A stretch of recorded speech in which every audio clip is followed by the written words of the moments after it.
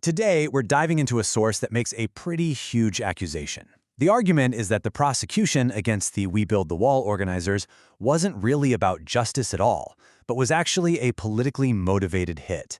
So we're going to walk through their entire case, piece by piece. Okay, so right out of the gate, the source makes this incredibly bold claim. It's basically saying, hey, you think you know this story? Well, you don't.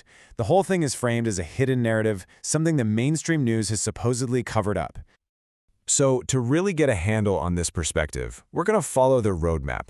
We'll break it down to 5 parts. First, the main accusation, then the project itself. Next, the 8 key pieces of evidence they present, then a look at the human story they focus on. And finally, what their ultimate goal is. All right, first up, we've got to talk about the core idea that this whole argument is built on. It's a term you've probably heard thrown around before, but the source gives it a very specific and pretty charged meaning here: the concept of lawfare. According to this source, lawfare is a serious problem in America. The argument is that the legal system itself is being used like a weapon, and that the case against Steve Bannon and the others was basically a test case for these kinds of political attacks. Now, this is a really interesting point they make. You might think a guilty plea means, well, they're guilty, right? But the source flips that on its head. It argues that these defendants felt totally trapped, that they couldn't possibly get a fair trial, so they pled guilty just to get a shorter sentence and get out of the system. Okay, so keeping that idea of lawfare in mind, let's talk about the project at the center of all this. To understand the source's claim about why it was targeted, we kind of have to go back to the beginning and see how We Build the Wall even started. And this timeline really lays it all out pretty clearly. You have this big political fight in Washington over wall funding that leads to a government shutdown.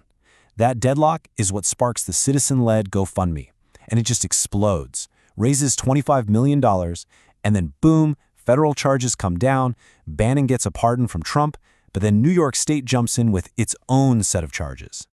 So, the big question is, how does the source actually support this massive claim of lawfare?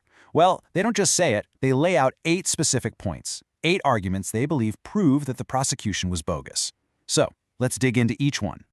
Point number 1 is all about location. The source asks a pretty simple question. Why in the world was this trial held in New York City? I mean, the people involved were in Arizona, Florida, and Colorado. The wall itself was being built on the southern border. So, New York? They present this as the first major red flag. Now, the official justification for holding the trial in New York was because the nonprofit's bank is headquartered there. But the source basically calls that a flimsy excuse, a legal loophole they used to get the case in front of a New York jury pool and judges who they claim would be politically hostile to the defendants. Next up, point 2. The source argues it wasn't just about the city, it was about the judges. They start to connect some dots, asking, hey, isn't it a little weird that the same few judges keep popping up in all these high-profile, politically charged cases? And here's the connection they make. The judge in the federal case, Anaiza Torres, and the judge in the state case, Juan Merchan, have both handled other major cases tied to Donald Trump and his associates. To the source, this isn't just a coincidence. They present it as evidence of a pattern, maybe even a coordinated strategy. Point 3 is all about the money. And the argument is basically, does this even make sense? They raised a massive $25 million. But the fraud they were actually accused of? Just $350,000. The source says this is just a tiny fraction of the total and that it just doesn't look like a get-rich-quick scheme. And that leads right into the whole question of intent. Did they mean to do something wrong? The prosecution pointed to things like mislabeled invoices as proof of a criminal conspiracy. But the source pushes back, saying, hold on, these were first-timers running a nonprofit. It's way more likely they just made some honest accounting mistakes than hatched a plot to steal. Now, point 5 is something the source claims is almost always overlooked. One of the defendants, a guy named Timothy Shea, refused to take a plea deal. He actually went to trial. The result? A hung jury, a mistrial. For the source, this is a bombshell, proof that the case was so weak that not even a New York jury could agree to convict. The 6th argument is simple: results.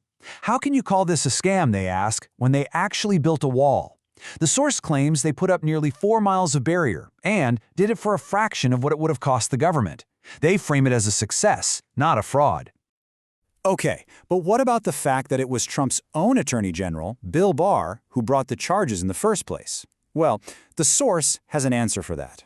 They paint Barr not as a loyal member of the administration, but as an adversary from within, someone who was actively working against Trump's interests. And finally, point 8 zooms way out to the biggest picture possible. They use this quote from Elon Musk to argue this case was never really about a few $100,000. It was about politics. The claim is that the We Build the Wall project was a direct threat to a larger political strategy, and for that reason, it had to be stopped. So after laying out all 8 of those points, the source makes a big shift in tone. It moves away from the legal arguments and focuses on a deeply emotional appeal centered on the project's founder, Brian Kofage. The video goes into detail about Kofage's alleged mistreatment, constantly reminding the viewer that he's a decorated war hero who lost 3 limbs in combat. The source claims the conditions he faced, both in prison and on home confinement, were so bad they amounted to torture. And this quote from Kofage himself is meant to really drive that point home. He's talking about being forced to wear an ankle monitor on his only remaining hand.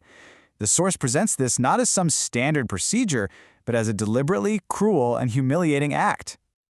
So you take all those arguments against the prosecution, and you combine them with this really emotional story about Brian Kofage, and you start to see that it's all building toward one single, very clear objective. And here it is. This is the whole point. The source's conclusion is that these men aren't criminals, they're political prisoners. And it all culminates in a direct call to action, a plea for a presidential pardon, which they argue is the only way to correct this political persecution. So, having walked through their entire argument, from the definition of lawfare all the way to the call for a pardon, we're left with the central question the source wants everyone to ask. And it's a question that sits right at the very heart of this whole controversy.